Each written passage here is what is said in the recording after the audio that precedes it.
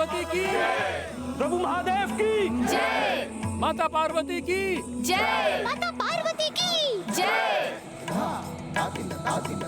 फिर वो नृत्य आरंभ हुआ। इस नृत्य में पिता श्री शिव शंकर के डमरू के नाद के श्रवण से ऋषि पाणिनि को महेंद्र सूत्र नाम की 14 ध्वनियों की रचना की प्रेरणा प्राप्त हुई, जो संस्कृत व्याकरण का आधार बने। धा धा धा तिन तिन तिन ता ता ता तिन तिन तिन ता धा तिन धा धा धा तिन तिन तिन गे गे गे दिन न धा गे गे गे दिन न धा गे गे गे दिन न धा।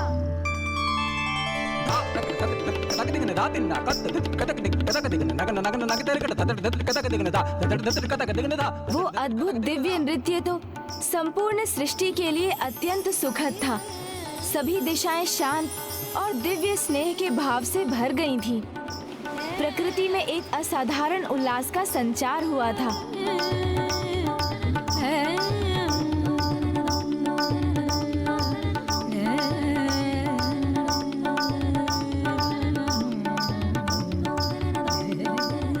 और फिर ऐसा प्रतीत होने लगा जैसे माँ और पिताश्री दो नहीं एक ही हैं।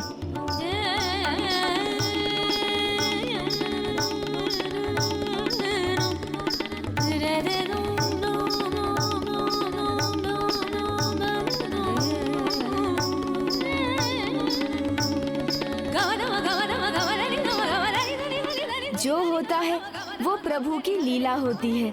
उनके इस नृत्य में एक क्षण ऐसा भी आया जब माँ की पायल टूट गई और सभी 9 घुंघरू छिटककर इधर उधर बिखर गए।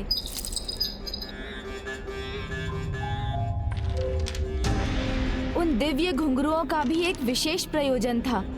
वो बिखरते ही विशाल आकार धारण करने लगे और उन्होंने 9 सुंदर स्त्रियों का रूप धारण किया।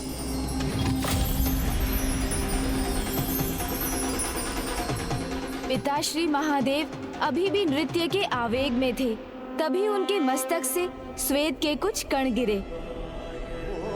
माँ के घुंघरुओं से उत्पन्न उन 9 स्त्रियों ने अपने हाथों में पिताश्री महादेव के इस दिव्य घटना के उपरांत उन सभी 9 देवियों ने गर्भ धारण कर लिया, किंतु अभी किसी भी अन्य को इसका कोई भान नहीं था।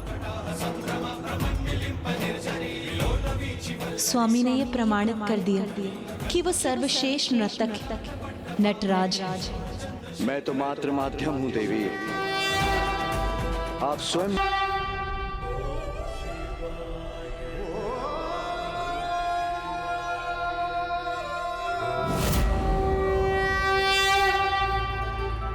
माँ ने सर्वथा उचित ही कहा था। वो दोनों एक दूसरे के पूरक हैं और यही सुंदरता है विवाह के संबंध की। अब तो भैया को विवाह के लिए तैयार करने की मेरी इच्छा और भी तीव्र हो गई है।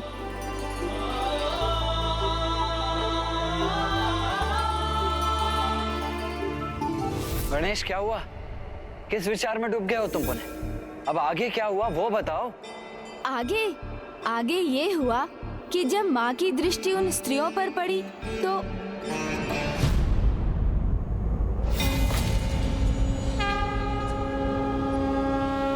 माँ के मुख का भाव क्यों बदल रहा है? वो अचानक क्रोधित क्यों उठी?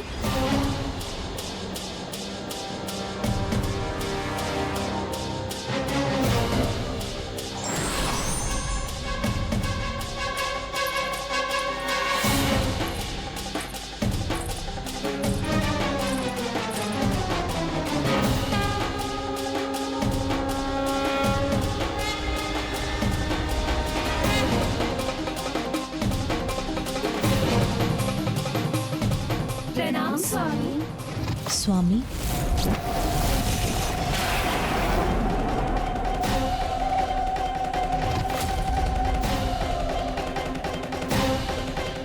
मेरे स्वामी को अपना स्वामी कैसे कहा आप सभी ने?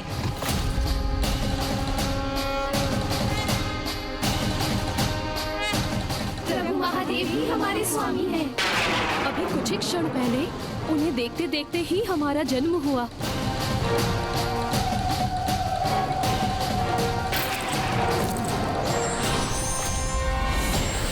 और उनके श्वेत से उत्पन्न संतानों को हम जन्म देंगी और हमारी मृत्यु के समय भी हमारी दृष्टि मात्र उन्हीं पर टिकी रहेगी।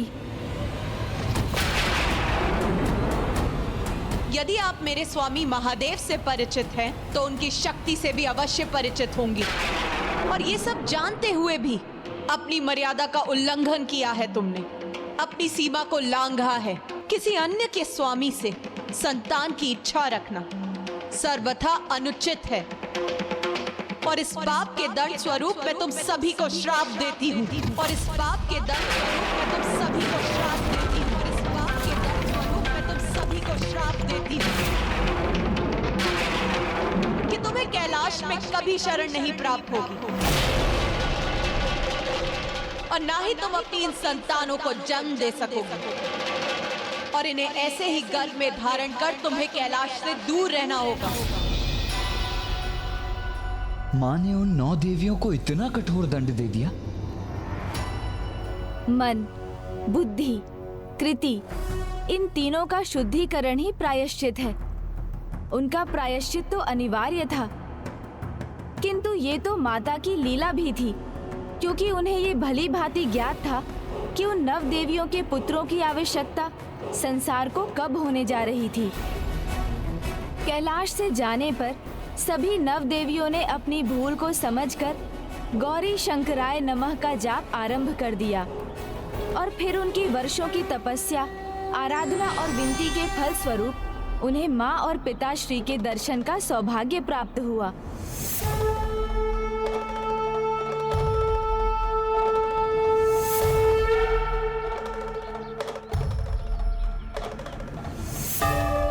प्रभु, माता, बहुत बड़ी भूल हुई है हमसे। जन्म होते ही माया जंजाल ने हमें ग्रस्त कर लिया। हमें क्षमा कर दीजिए माता, और अपने शाप से मुक्त करने की कृपा कीजिए। प्रायश्चित से प्राणी नवजात हो जाता है। नवजात अर्थात सभी दोषों से रहित, पवित्र। तुम सभी का प्रायश्चित पूर्ण हुआ, किंतु मैं तुम्हें श्राप से मुक्त नहीं कर सकती। किंतु तुम्हारी भक्ति के कारण मैं उसकी अवधि कम अवश्य कर सकती हूँ। संसार में घटने वाली कोई भी घटना अकारण नहीं होती। उसके पीछे कोई न कोई उद्देश्य अवश्य छिपा होता है। जैसे तुम सभी का उत्पन्न होना, श्रापित होना, उसके पीछे एक महत्वपूर्ण उद्देश्य था। तुम सभी के मुख पर जिज्ञासा का भाव ये बता रहा है कि तुम सब भविष्य जानने के लिए आतुर हो। संसार में जब वो परिस्थिति आ जाएगी जब महाअसुरों का आतंक अपने चरम पर होगा, तब उनका अंत करने के लिए मेरे पुत्र देव सेनापति कुमार कार्तिकेय को अकेले युद्ध भूमि में जाना पड़ेगा। तब तुम्हारे पुत्र ही जन्म लेकर देव सेनापति के मुख्य सहायक बनेंगे और अपने जन्म को सार्थक करेंगे। धन्यवाद। और आज जब उस मायावी आसुरी पर्वत ने देवसेना के साथ देवताओं को निगल लिया, तो आप क्षण भर के लिए अकेले रह गए थे भैया। तभी इन सभी का जन्म हुआ।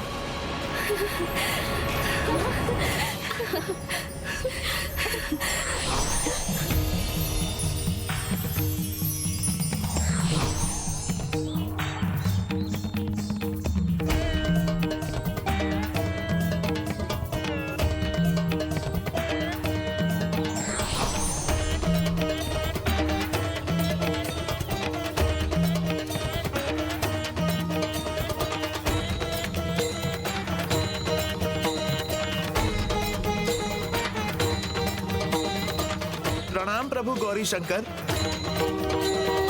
प्रभु शिव शंकर, आप ही की ऊर्जा ने हमें इनके जन्म का माध्यम बनाया है, इसीलिए वास्तव में तो ये आप ही के पुत्र हैं।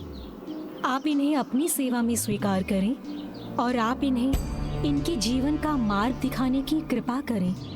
महायोद्धा होंगे आपके पुत्र देवियों, वीर योद्धा के नाम से विख्यात होंगे। और आप सभी इनकी माताएं नवरत्नों के नाम से जानी जाएंगी। यही है इन 9 वीर बंधुओं के जन्म की कथा और इनमें ज्येष्ठ हैं वीर बाहु। अर्थात मैंने अपने 9 सिंहास्त्र से अपने ही भ्राताओं पर वार कर दिया। भैया, मैं समय चक्र को पीछे ले जाकर पुनः इस घटना को यथावत कर दूंगा। तब आप अपना अस्त्र लौटाने की कृपा कीजिएगा। किंतु गणेश,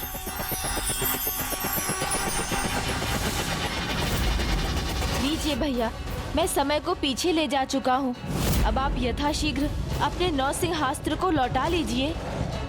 अनुज गणेश, न मेरे अस्त्रों को लौटाया जा सकता है, न ही उन्हें रोका जा सकता है।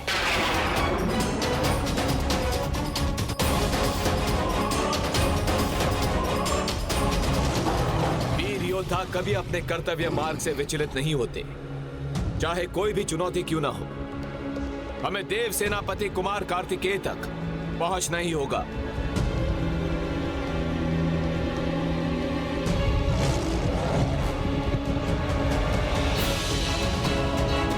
एक ऐसा अनर्थ हो रहा है, मेरा अस्त्र कभी विफल नहीं होता।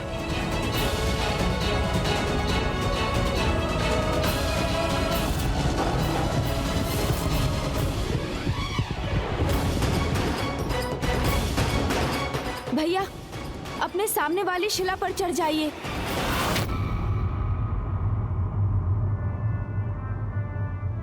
क्यों का? शीघ्रता कीजिए भैया। मेरा विश्वास कीजिए भैया।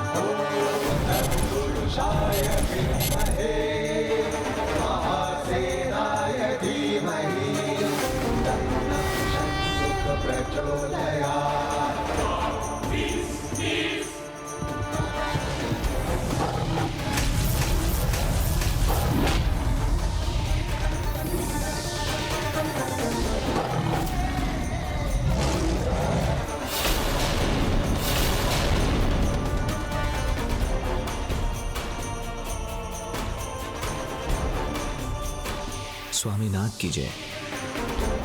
मेरे सिंहास्त्र ने इन पर कोई आघात नहीं किया, ये कैसे हुआ? ये 9 योद्धा कौन है?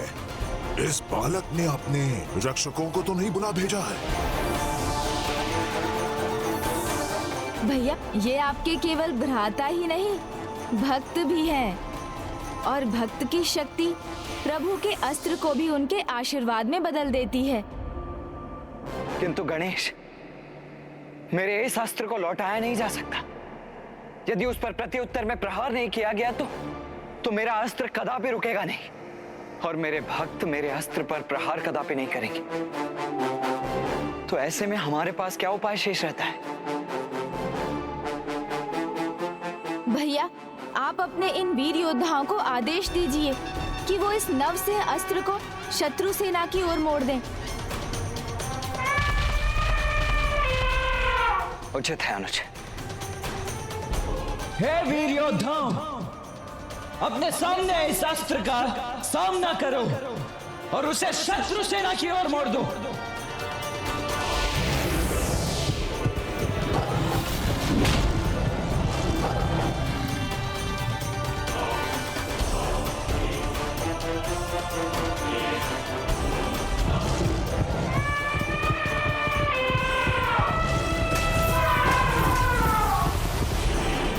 अद्भुत, महापराक्रमी योद्धा हैं ये बंधु तो। देव सेनापति कुमार कार्तिकेय की, देव सेनापति कुमार कार्तिकेय की, देव सेनापति कुमार कार्तिकेय की। इनका ये जय घोष तो शीघ्र इनकी पराजय के स्वर में बदल जाएगा। मुझे इनका सामना करने दीजिए, मैं अभी नहीं मिटा दूंगा। नहीं, जिन्होंने गजमुखन को चुनौती दी है, उन्हें गजमुखन के हाथों ही मृत्यु को प्राप्त होना चाहिए। जब तक मैं आदेश ना दूं, हमारे बीच में कोई नहीं आएगा। उचित है।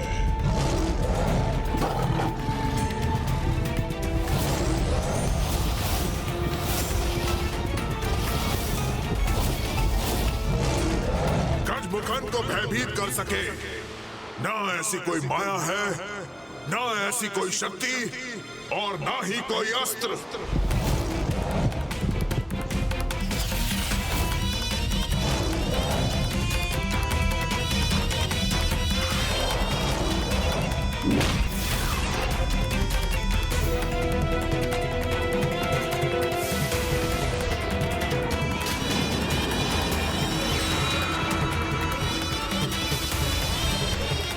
अब आक्रमण मैं करूंगा और तुम सब अवश्य आहत होगे।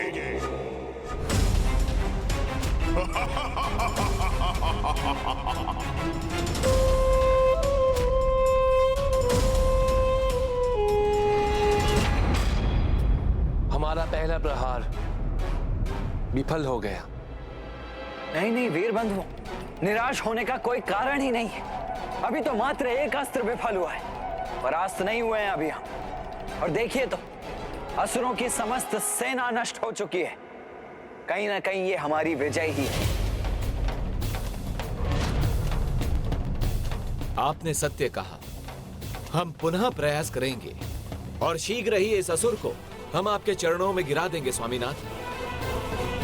वीर बंधुओं, आप सभी के पराक्रम और सामर्थ्य से मैं अत्यंत प्रभावित हुआ हूं। इसीलिए आप सभी को मैं अपनी देव सेना के सेनापतियों के रूप में नियुक्त करता हूं। और वीर बाबू, आप मेरे प्रमुख सेनापति होंगे।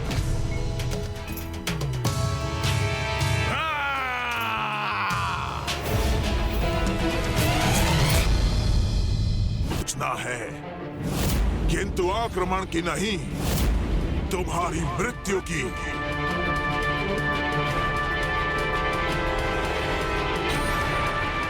बालक, मैं गजमुखन तुम्हारा काल हूं।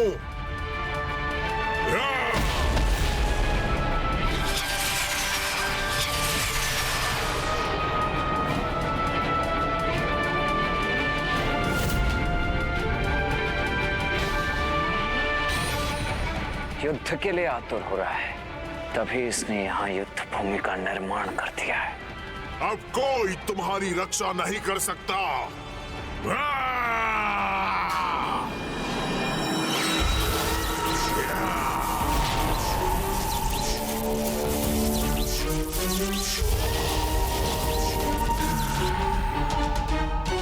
ये दुष्ट गजमुखन मायावी असुरों की सेना उत्पन्न कर रहा है।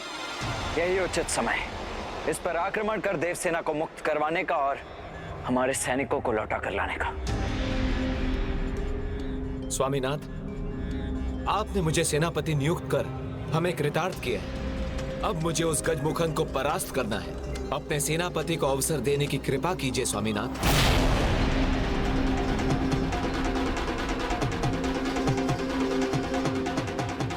हम अपने सामर्थ्य से इसे परास्त कर अपनी योग्यता प्रमाणित करने के इच्छुक हैं। हम पर विश्वास कीजिए स्वामीनाथ।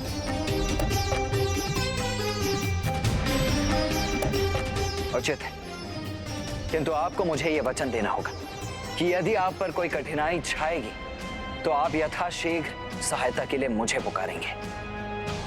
आपकी आज्ञा का पालन अवश्य होगा प्रभु, और हमारा प्रयास होगा कि उस गजमुखन को लेकर आपको चिंता करने की कोई आवश्यकता ना पड़े। भ्राताओं, अपने अस्त्र धारण करो।